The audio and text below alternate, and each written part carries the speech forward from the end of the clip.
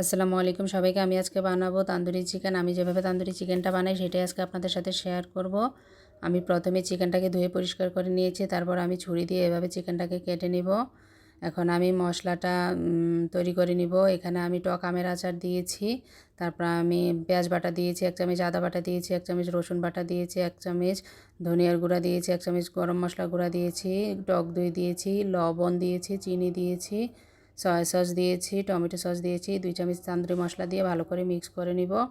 এখন আমি চিকেনটা দিয়ে ভালো করে মিশিয়ে 3 ঘন্টার জন্য রেস্টে রেখে দিব। তো এখন আমি এখানে সরিষার তেল গরম করে চিকেনটাকে ভালো করে ভেজে নিব। আমার এই চিকেনটা ভাজতে প্রায় 1 ঘন্টার মতো সময় লেগেছে। চিকেনটা ভাজার পরে আমি এখন এখানে গ্রেভিটা তৈরি করে নিব। গ্রেভিটাতে আমি একটু টমেটো সস দিয়ে ভালো করে অনেকক্ষণ ধরে জাল করে গ্রেভিটা তৈরি করে নিব। এই তো আমার চিকেন রেডি। আপনাদের যদি আমার এই চিকেন তান্দুরি রেসিপিটা ভালো লাগে তাহলে অবশ্যই লাইক কমেন্ট শেয়ার করবেন আর ফলো দিয়ে পাশে থাকবেন। আসসালামু আলাইকুম।